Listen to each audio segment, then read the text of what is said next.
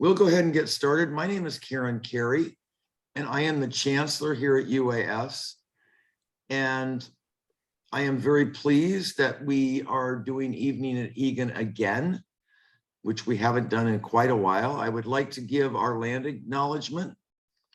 Our campuses reside on the unceded territories of the Aquan, the Tontaquan, and the Chiaquan, on Lincoln Ani, also known as Juneau, Ketchikan, and Sitka, Alaska. We acknowledge that the Lincoln people have been stewards of the land on which we work and reside since time immemorial, and we are grateful for their stewardship and incredible care.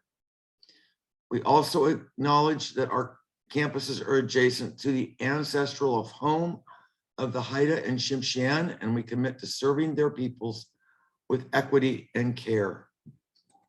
And at this time, I would like to turn it over to my very great colleague, Rosemary Alexander Isett, who is one of our faculty members and is a great faculty member. And Rosemary, I'll let you take it from here. Thank you. Thank you, Karen. Well, as you all know, 2022 has been a year of change in Alaska voting with a new primary system in August. And of course, in the November general election, we will be using ranked choice voting, the new system approved by voters of Alaska in 2020. Both of our guests tonight are lifelong Alaskans, and both are dedicated to fair elections. Gail Fenumiai is the director of the Alaska Division of Elections, which is housed in the Lieutenant Governor's office. Gail was born and raised in Juneau, and she is also a graduate of our University of Alaska system. Gail has more than 20 years experience with the Division of Elections, going back to 1988. She has worked in a variety of positions and started her second tenure as director in January of 2019. Gail and her husband, Al Fenumiai, have 3 adult children and 2 four-legged ones, dogs that is. And Jason Grenn is also with us. He is the executive director for Alaskans for Better Elections. A 4th-generation Alaskan, Jason was born and raised in Anchorage. He has served as an independent state representative in the Alaska House of Representatives, and he championed at that time legislative ethics reform and economic development for our state. Jason and his wife, Gemma, have been married 19 years, and they are raising 3 children in the same neighborhood of Anchorage that Jason grew up in. Alaskans for Better Election provides nonpartisan public education and research on Alaska-style elections, and they are not like others in the lower 48. And so thank you both for being here. Gail's going to start off our discussion. Thanks, Rosemary. Rosemary's my neighbor too. I have to send that out there. You know, she and Dick are very, very good friends of ours. So I am going to try to do this. I'm not the best at, still after all this time, you think that you would be able to get Zoom down pat, but I struggle still. So I'm going to try to share a screen here. Let me know if you see an all blue screen that says ranked choice voting. How about that? Okay, now let me see if I can get my other screen back. Okay, so as Rosie mentioned, new process. It was a citizens initiative that was voted on in 2020 and won by a slight margin, very close margin of 3,781 votes. The law took effect in 2021. The special general election was our first election using ranked choice voting. As due to the death of our long-term Congressman Don Young, we had to implement it a few months earlier than we originally were planning to do so.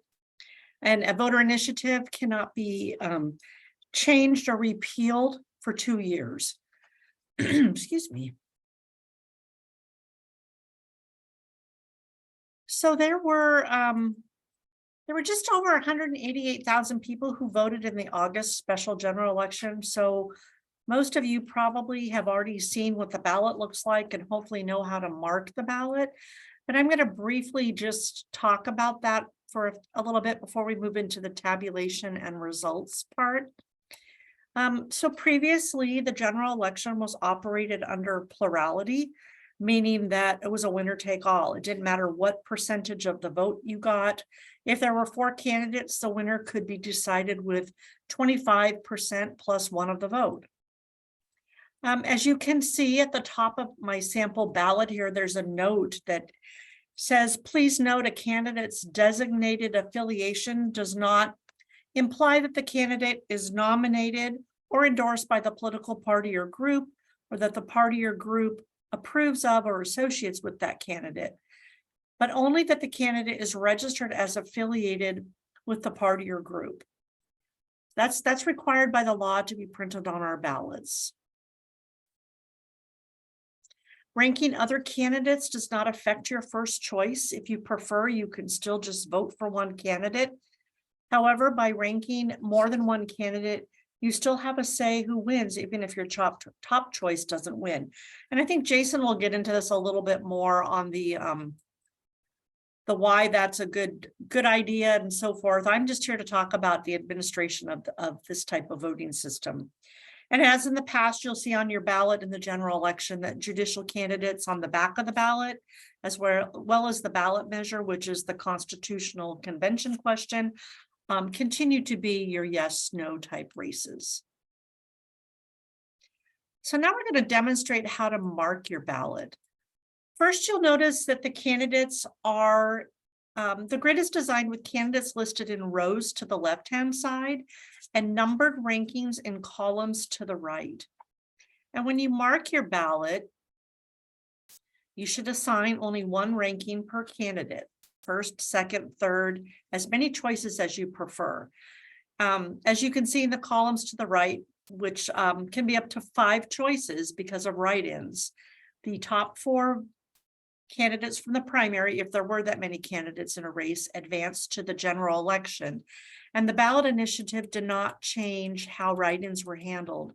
They are allowed in the general election. That's why there will be always a write-in space for candidate races.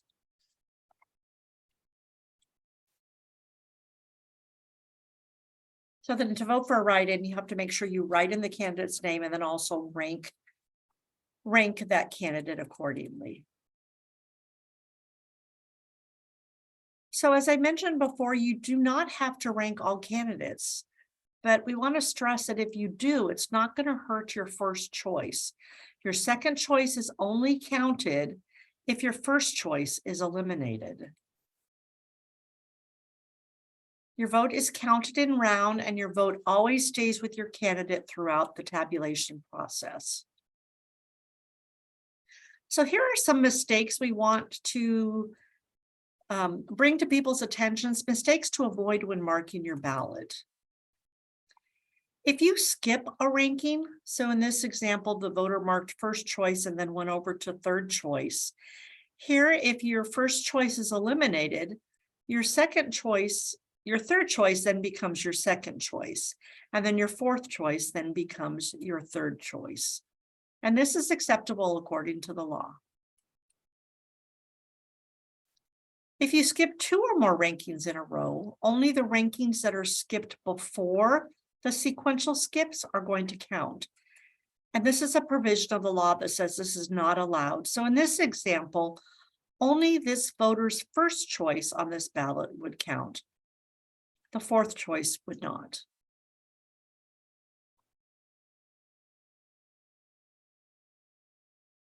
If you give a candidate if you give one candidate the same ranking, nothing after that overvote. So this here is what we would call an overvote because the same ranking was given to the same candidate and you're not able to determine voter intent.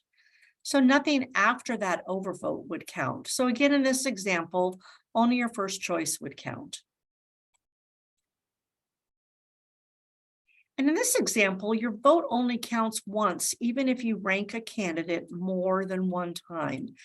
When a candidate is eliminated in a round, they are eliminated from all future rounds.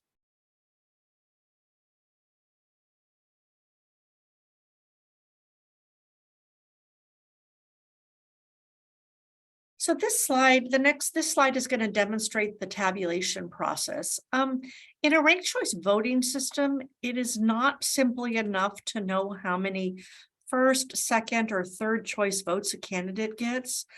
You have to know the unique combinations on each voter's ballot to determine which votes would count next in the tabulation rounds. So in round one, only your first choice is counted. If a candidate gets 50% plus one, it's done. That candidate wins, the counting stops, and there's no need to continue on to round two. But if that doesn't happen, we keep the counting going until two candidates remain, and the candidate with the most votes at the end of those two is the winner. So let's say this is your ballot. You voted your first choice for candidate C and your second choice for candidate B, your third choice for candidate D, and your fourth choice for candidate A. In this little simplistic example, there are 20 votes total. So to get to 50% plus one, a candidate would need 11 votes. So no one got 11 votes after all the first choice votes were counted. So that means we have to go on to round two.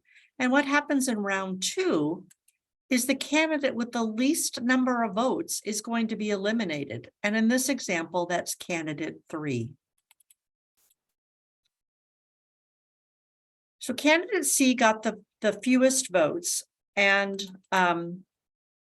if your first choice was not eliminated, your vote stays with them. You voted for candidate C as your first choice.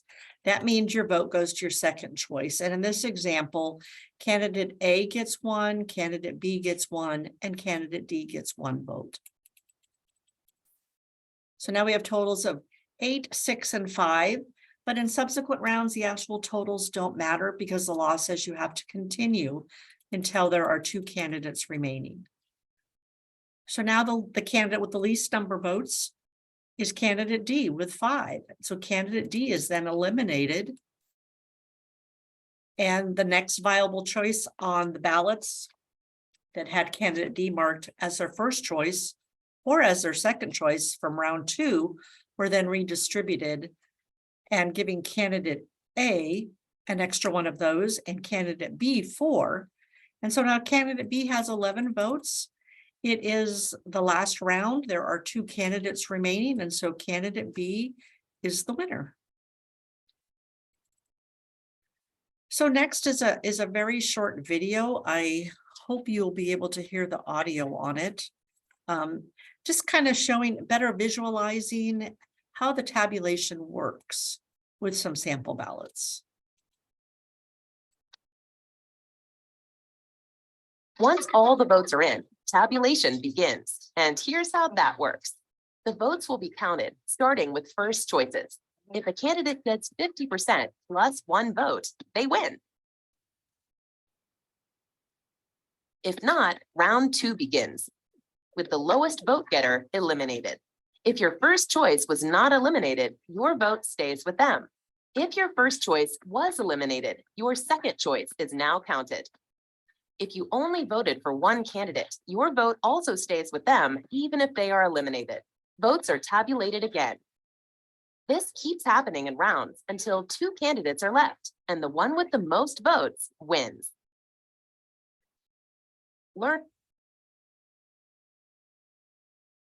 Our website also has other videos and examples, and you can just Google ranked choice voting, and there are a bunch of examples just with sticky notes and coins that show how the various levels of tabulation work.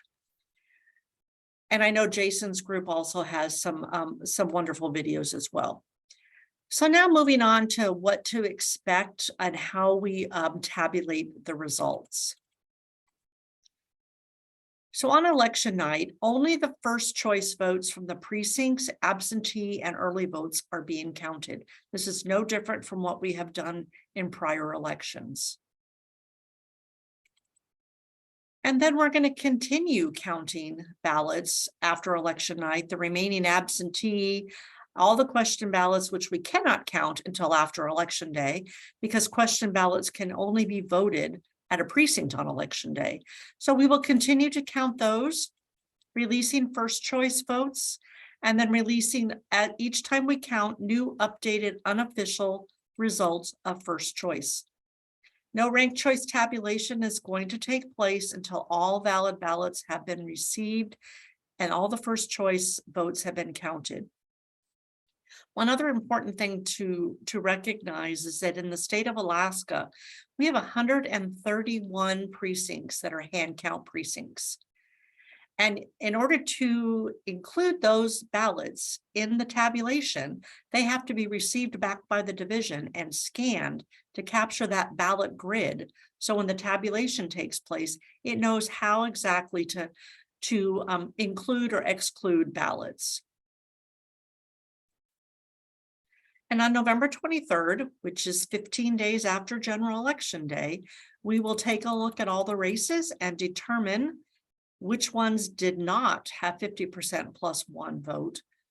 And we will then start the tabulation rounds until we get to 2 candidates, and then the candidate with the most votes wins. And then just as a reminder, all of our results are unofficial until the State Review Board certifies the election. You know, as before, when a candidate has a lead and people try to do crunch numbers and see, you know, the number of outstanding ballots is, you know, enough or not enough to overtake the lead, and interested groups tend to like call the election. That's not a practice the division has, and we keep stressing that results are not final until all valid ballots have been counted and the State Review Board certifies the election.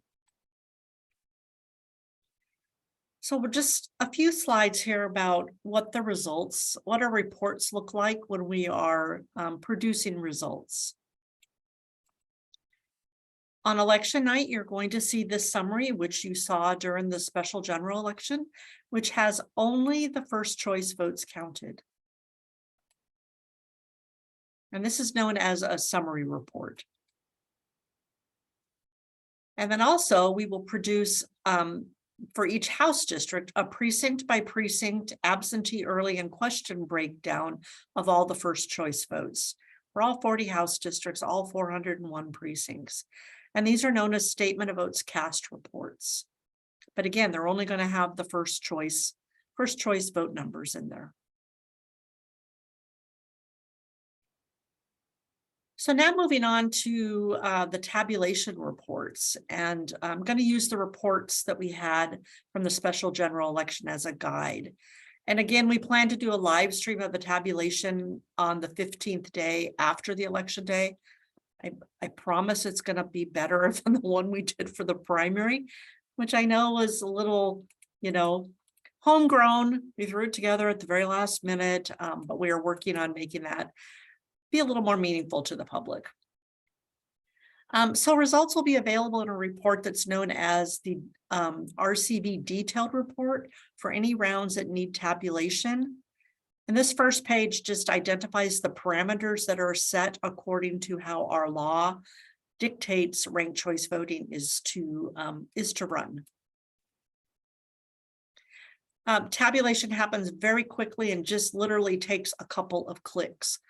So what happened here in round 1, what you're seeing here are all the first choice votes, as well as the write-ins, because write-ins, according to our law, if they are not in first place or second place within a certain percentage difference between second place and first place, they're eliminated altogether as a group at the beginning.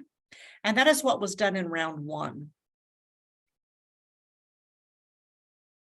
And then this shows that Nick Begich was eliminated because he had the least number of votes. And then it gives an explanation at the bottom here, how many votes were transferred to each of the remaining candidates.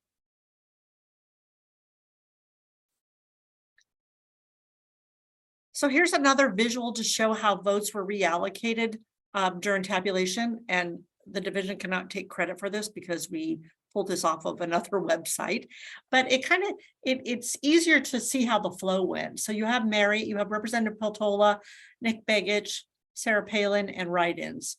And it shows here in this first line how the write-ins were redistributed.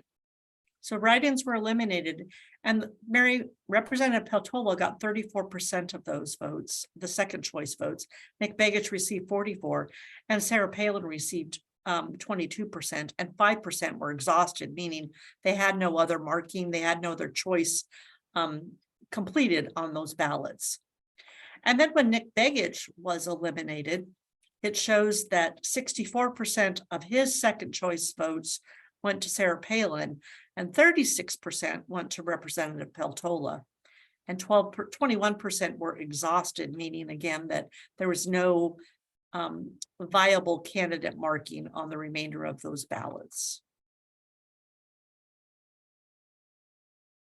So that is a quick and dirty explanation of ranked choice voting and how we administer it here at the Division of Elections. Our website that's referenced on the screen has a bunch of information, and we have materials, and we'd be happy to share any with you. We plan to continue sending materials out to the electorate between now and the general election, because we only had a 30-something% turnout for the primary. So we know that there's a maximum of 70% that didn't show up to vote. So we know we still have a lot of work to do to get the word out, to encourage people and just show them the do's and don'ts of ranked choice voting. So that is it, and I'm going to hand it off now to Jason. Hey, hi everyone, good evening. Hope you're having a great weekend. It's a little drier here in Anchorage, but it's been pretty rainy all summer. So enjoying just a little bit of calm here. Thank you again for hosting us tonight. I really appreciate it. Our work at Alaskans for Better Elections for the past 2 years has really been focused on making sure that every Alaskan feels confident and knowledgeable about these changes and knows how to use their ballot. Last month and hopefully here in November. I do want to say a big thank you to Gail and her team at the Division of Elections. And really just a tip of the hat to them. They have done just an incredible job of accepting these changes, acknowledging these changes, knowing how to best work with these changes within their own resources and within the law. And they have done just a great job of educating Alaskans about how to use their ballot and what's coming. And their website is really a great resource. Really encourage people to go to the Division of Elections website to find sample ballots. I think are now out for each district. You can find what your sample ballot looks like. And also the AlaskansForBetterElections.com, our website with our team has lots of information, different resources that you can download and share with friends and look at as well before you vote this November. I'm going to go ahead and share my screen and we'll get started on a little bit more input on what it looks like as a voter and why these changes are what we believe hopefully beneficial and inspiring to many voters here in Alaska. Again, just want to say thanks for this opportunity and a big kudos to Gail and her team for helping educate all Alaskans about these changes. So as we've mentioned, the big reform that happened because of ballot measure 2 and through the Citizens Initiative in 2020 changed our statewide elections system, both in the primary and in the general election. We had the primary last month. Hopefully you voted. You saw that in all of those races, you now didn't have to choose a ballot. You didn't have to worry about party registration. You just got to find the best candidate that you wanted to select. In the primary, it was just a pick one type of primary of all the different candidates, of all the different party registrations. It didn't matter. You got to pick who your favorite candidate was. And then in the general election, there could be up to 4 candidates who have moved on from the primary. And that's where we'll be using ranked choice voting. And the ranked choice voting system will impact all of the races that are for the U.S. Senate, the U.S. House, the governor, lieutenant governor's race, and then your local state House and state Senate races as well. So really what we're going to be focused on is the ranked choice voting aspect. Obviously, that's what we're going to be using in November and want to make sure that every Alaskan knows what ranked choice voting is and how to use it. And really ranked choice voting, all it is you as a voter get to rank as many or as few as the candidates that you see on the ballot. You can rank 1, you can rank 2, you can rank 3, or you can rank all 4. As Gail said, your ballot is still valid no matter how many of those candidates you end up ranking, as long as you do it correctly. And then you get to choose that ranking in the order of the preference as you see fit. So it's sort of like a love it, a like it, someone's okay. Maybe I don't want to rank them at all, but you as a voter are in complete control of how your ballot gets interacted with yourself. Ranked choice voting sounds like a new system, and in Alaska it is, obviously, and in most of America it is. We're only the second state that is using this at a statewide level. You can see here on this map that there's a variety of different states and cities that use it in different ways. Countries like Australia have used it for about a century. They've used it for about 100 years. Ireland, Scotland, lots of other countries use it and have used it for a long time. But here in America, it's relatively a new thing. In the southern states, they use it for their military and overseas voters. 23 cities in Utah just used it for the first time this past fall.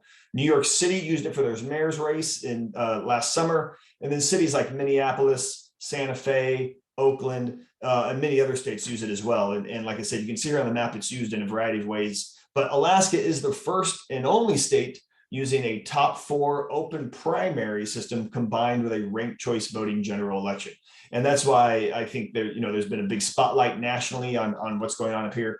And again, a big kudos to Gail and her team to understand these changes, work with different national organizations to make sure that our elections are smooth, transparent, secure, and go really, really well. And looking forward to voting here in November as well, just as an Alaskan myself.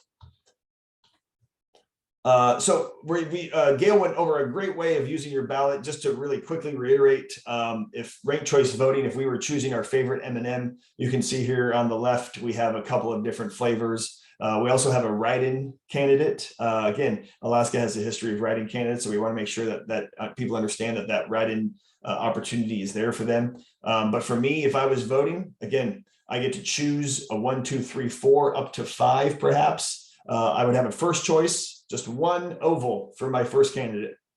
A second choice, I've decided to use my write-in as a second choice because that's my right as a voter.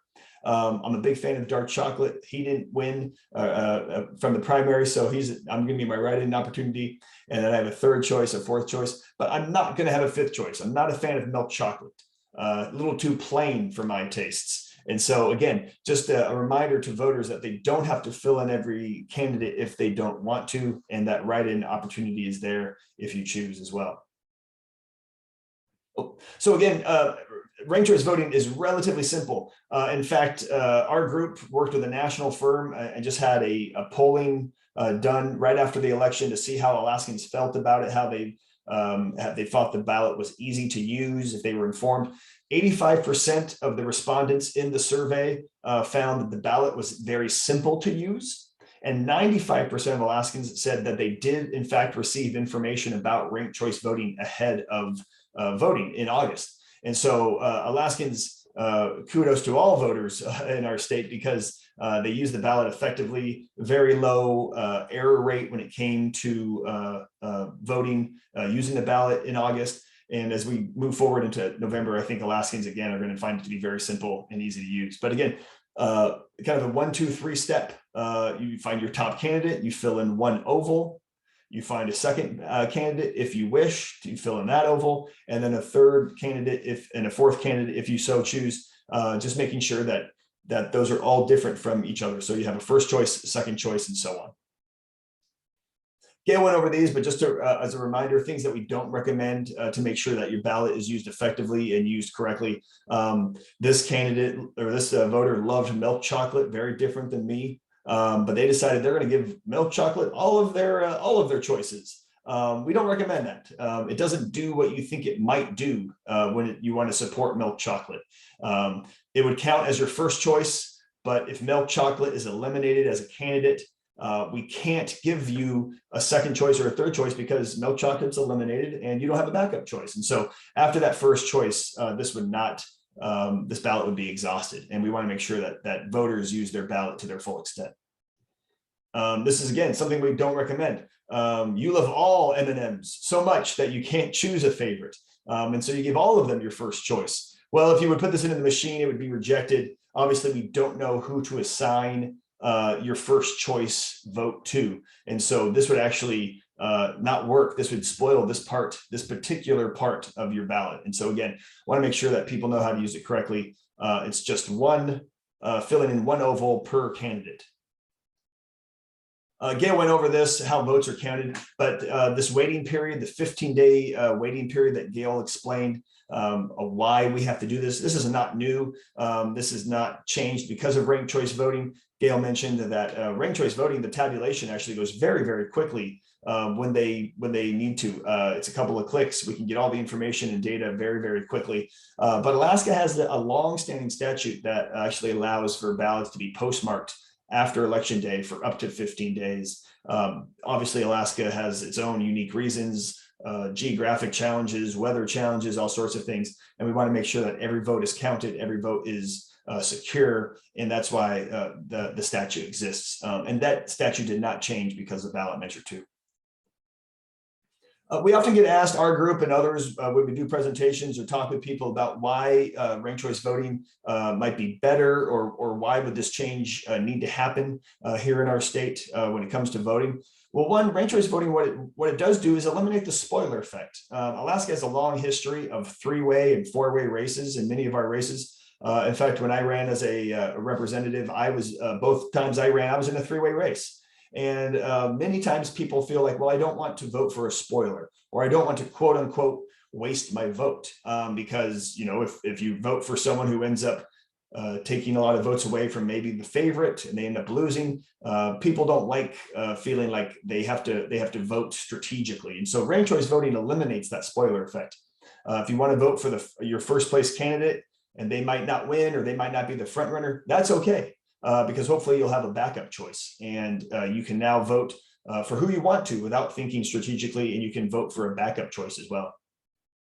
Ranked choice voting helps ensure that winners are elected with the support of a true majority of voters, not a majority of votes, but the majority of the support from the district, or in fact, the whole state.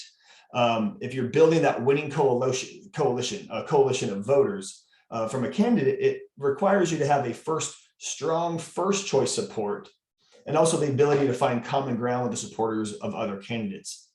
Gail showed in her examples of the recent special election for U.S. House race that Mary Patola, after the first round, had 40%, but she needed to get enough second place votes from Nick Bagage and even the write-in votes to get past that 50% +1 threshold. And so it showed that she had a strong first place support plus second place votes from other candidates and the write-in candidate, and really had a really strong base of different voters to show that she had a majority of the voters and the support from most Alaskans, 50% at least +1. So again, just to really quickly recap, this is sort of what a ballot looks like when you will vote in November. Really encourage people, if they have questions, to go to the Division of Elections website, find a sample ballot if they have questions, or they want to practice, or want to show some of their neighbors or friends what a ballot looks like. But you'll see candidates on the left and kind of the grid choices and the columns over on to the right. You get to rank as many or as few candidates as you like in the general election. Obviously, as we've talked about, the goal of ranked choice voting is to get the majority support from the voters in that district or throughout the whole state. So you need that 50% +1 of the votes. And all of this counting will be completely transparent.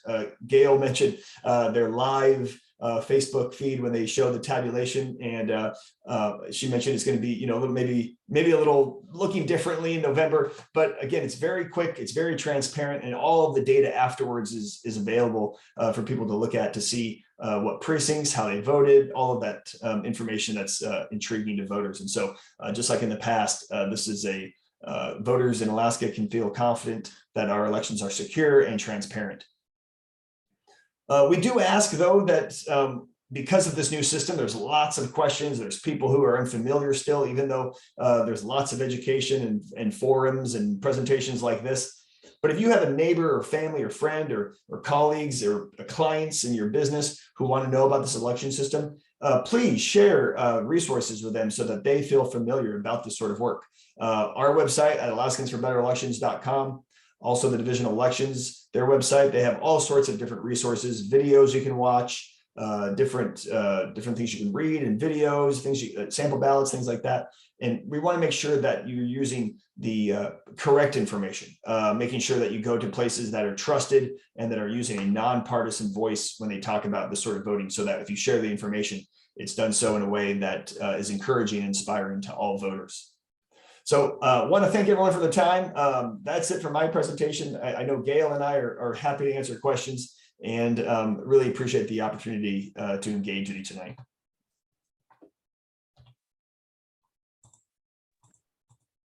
Well, I'm Karen, I'm the chancellor, and I do have a question for both of you.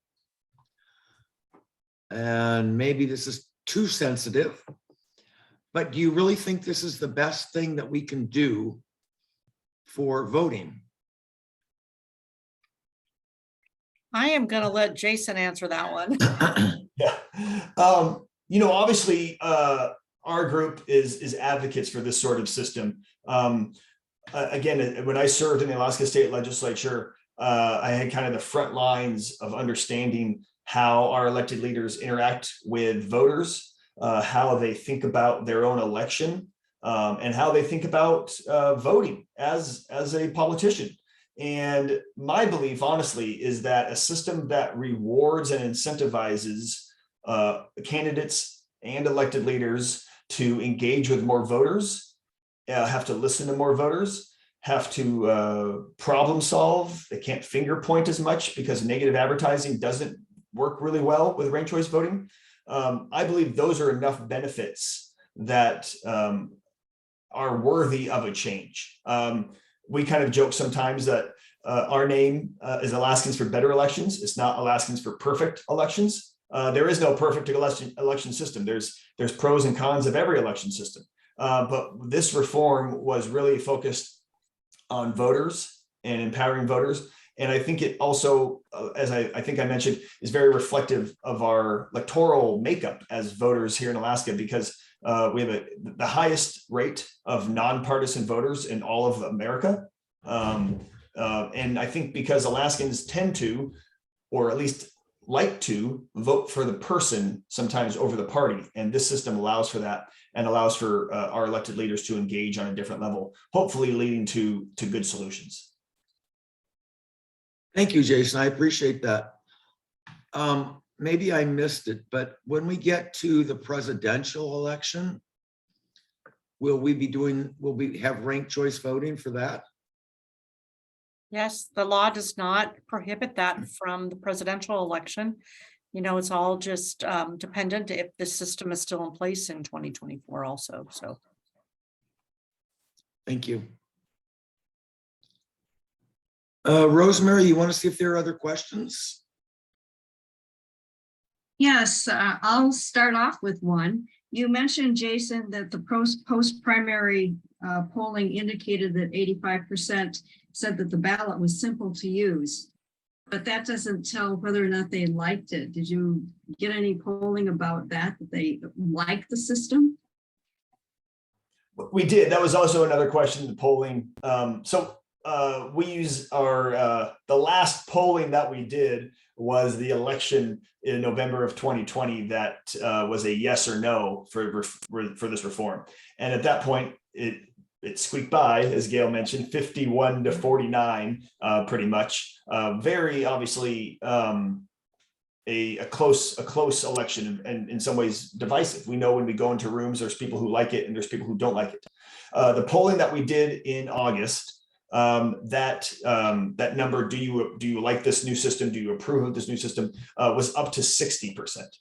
And so again, not a huge majority, not a overwhelming, show of support, but it is increasing from what the last poll basically was in November of 2020. And so I think as voters, I'm guessing here, as voters tend to get more information, find out how it works, and perhaps even see the results from it, tend to like it. And so, so far so good, I guess, in terms of people who are advocates for the system. A majority of the voters tend to find the system relatively positive from their viewpoint. Okay, thank you. Are there others who have questions, please?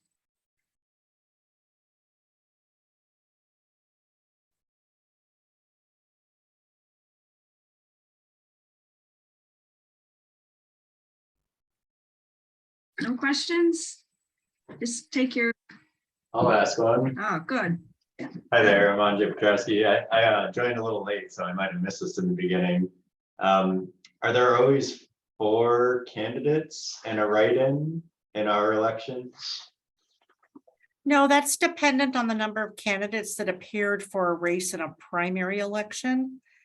But the law says that we also have a top 4 primary. So if there's 28 candidates, the top 4 would advance to the general election. If there's only 3, 3 will advance to the general election. And write-ins will continue to be allowed in the general election until that law is changed. All right, so in the primary, you can have as many as there are, and then it's always going to be the top 4 that go, or however many there are, up to 4 or something like Right, that. like I'll show you, I can just show you I brought up a sample ballot real quick. I'll just show you what this one looks like here. So you can see on this that there are 4 candidates plus a write-in for each of the statewide races. State Senate B only had 1 candidate run in the primary, and State Rep 4 only had 2. So the ballot is going to look, there will always, on everybody's ballot, there'll be 4 candidates plus write-in for United States Senator, United States Representative, Governor, Lieutenant Governor. The number of candidates for the State Senate race and State Rep race is going to vary just depending on how many advanced from the primary. But all the sample ballots are on the division's website. And like Jason said, I just encourage you to go and find your ballot, study it, practice marking it, so you're prepared when you go into the voting booth. Sounds good. I guess I was just wondering why it's 4 and not 3 or something like that. Jason? No. We get that question asked a lot. I mean, why not 6? Why not 5? Why not, anything? So Washington and California actually have a top 2 primary system. The top 2 vote getters from their primary election, regardless of party affiliation, move on to the general election. The data shows that many times in those races, they tend to be of the same party. 2 Democrats will move on, or 2 Republicans will move on.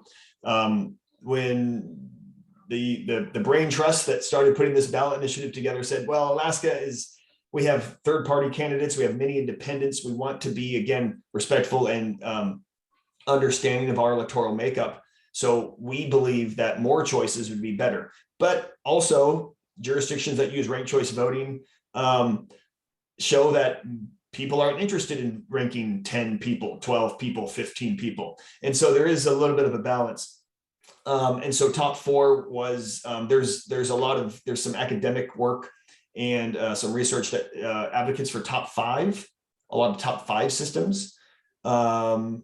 And I think, and again, the people who were creating this said, 4 sounds good. 4 gives you kind of a good, robust enough choices, but also will engage voters enough that they might rank all 4 if the candidates engage with them and they choose to do so. So a little bit of science, a little bit of art on why 4 was chosen. Sounds good. Thank you. Other questions? This is Jeff in Kenai. Do the overvote when they slide it into the machine, will it reject it if it's like that overvote on the initial, when they submit their ballot, or will that just be taken and then it's not counted? The scanners are programmed to return ballots and have the voter review them. Okay. Determine if that's how they really want to cast their vote, or if it's not, they can then return the ballot to an election worker, spoil Okay. it, and get a new ballot to make the correction. That's the same. I just wasn't, when you explained it like that, so that's like if it's a question ballot, something like that doesn't go through the machine. In those cases, it would just be it would get rejected, but in the machine, it would kick it back. Correct.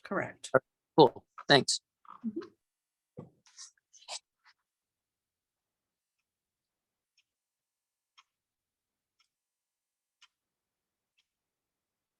Just unmute yourselves and ask questions. Well, while you're waiting for questions, I just wanted to throw in a couple of plugs for some upcoming deadlines for the general election.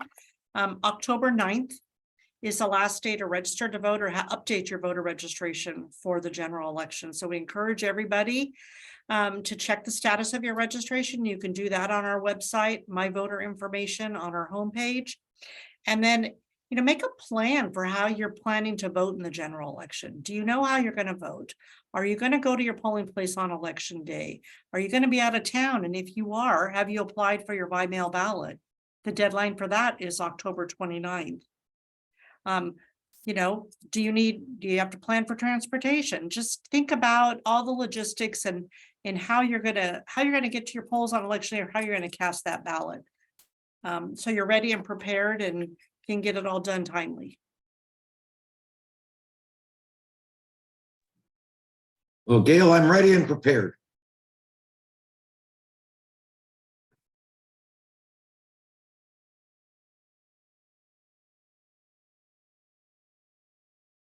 You indicated, Jason, some movement across the country to ranked choice voting in different jurisdictions and smaller jurisdictions, not just statewide, but do you see this as being a movement, or is it pretty slow in coming? What's your feeling about? There's a handful of places that have this system for through a citizens initiative on the November ballot. The state of Nevada has basically the same system that we currently have on their ballot, a open primary, I think top 5 system combined with ranked choice voting. That's on their ballot in November. There's several counties in Washington, Whatcom County, San Juan County, and the city of Seattle all have this up for vote to use ranked choice voting.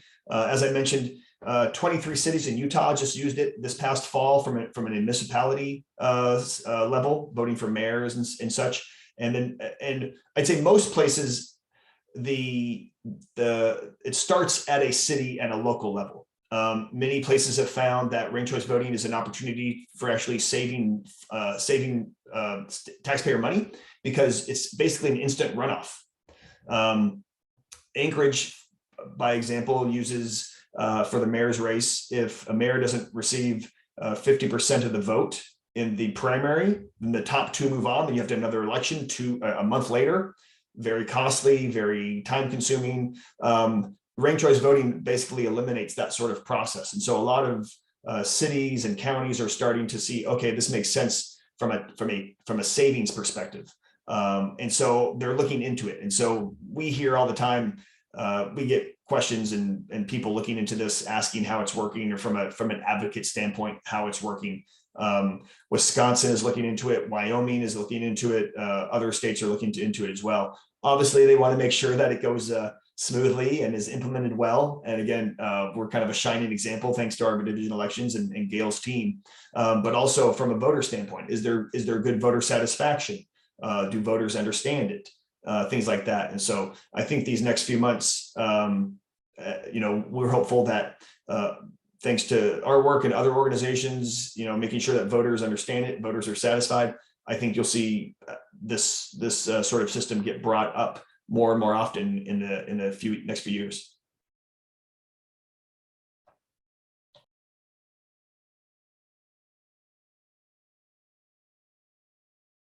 I would just like to take a minute too to publicly thank Jerry Spencer for his service on our state review board.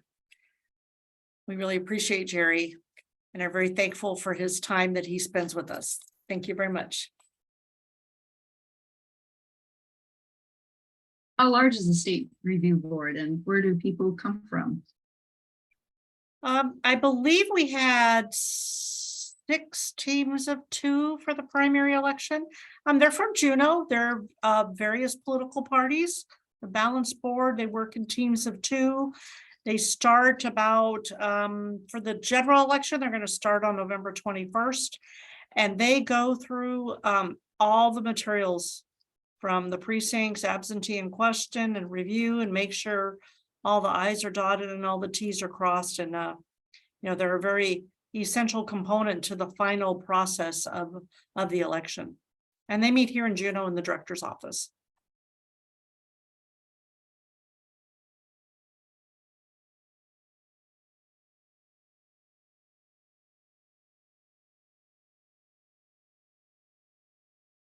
more questions?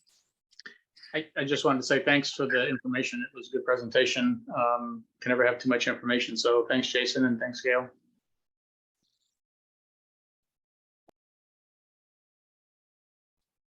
I would say be on the lookout for information in the mail, because I know we're working on flyers and doing direct mailings to all of our voters. So watch your mailbox. I know it's that time of year where you get a bunch of the other stuff that you just put in your recycle bin perhaps, but please pay attention to our stuff that we send you, because it really has some good information in it.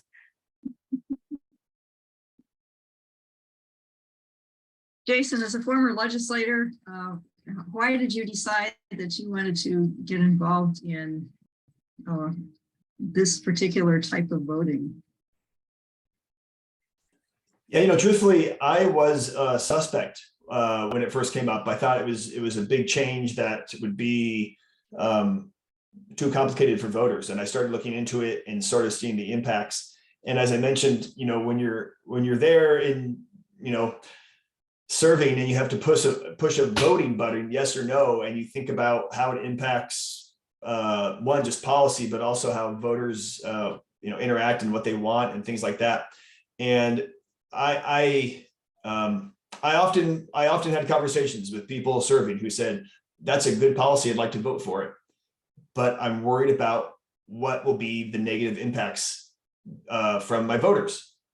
Maybe I'm a Democrat and this is too conservative, or I'm a Republican, this is too progressive of a policy, so I can't vote for that. I mean, I'm not naming names or naming anything, but that's something I think most voters kind of understand. People go, well, I have to watch how I vote. I don't want to get punished for my voting.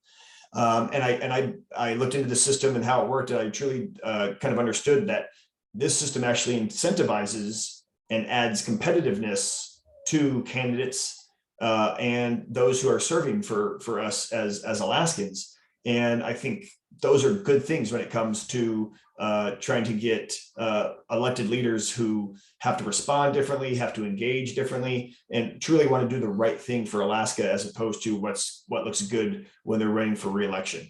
I know that might be a little too jaded or inside baseball, but again, my perspective was, how do we get politicians to vote for the right things? Not the right thing that I see it, but what they want to see as the right thing, without feeling, well, I'll be punished, or this won't look good on a postcard type of attitude. Really, what was best for Alaska. And so I'm excited. Hopefully, it might take a year or two or three or four, but I think that we can get past some of the gridlock and things that hold elected leaders back from doing what they perceive to be the right thing, because the old system would punish them, whereas this new system actually incentivizes and rewards them for doing what they think is the right thing.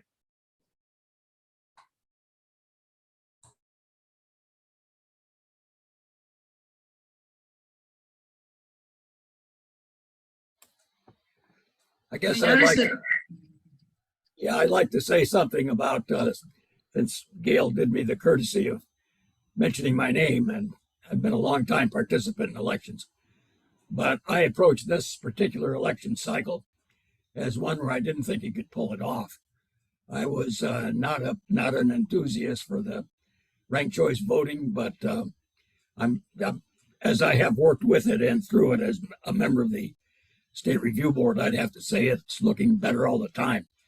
And the reason it looks better all the time is just because of the work that Gail and her staff has done to make it happen, because I thought it was going to be impossible. I didn't think he could pull it off, but by God, she did. I mean, you guys, you pulled it off. Congratulations. Looking forward to the runoff. Thanks, Jerry. We got a great team here. Small but mighty. That's what we are.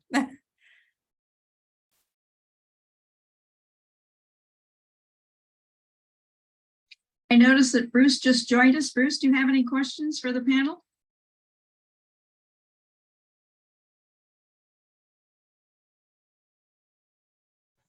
I do not, excuse me, I do not, but thank you for asking. And I just want to thank you all for making the right choice possible and successful.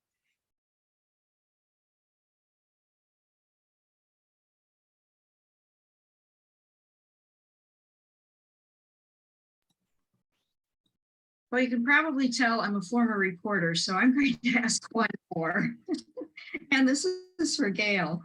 And that's that we are seeing in other states threats against election officials by people who are unhappy with outcomes of elections. Are we beginning to see anything like that in Alaska? We have been very fortunate and have not experienced those kind of outright physical threats that some of my cohorts in the lower 48 have. You know, we get our usual emails that sometimes aren't too nice and people are complaining about things and why are we doing it this way? And you know, that's one thing we strive to tell everybody. We don't pick how we do it. We follow what's in the law. But I think here in Alaska, we've been very fortunate and we have not seen what some of my cohorts in the lower 48 have experienced.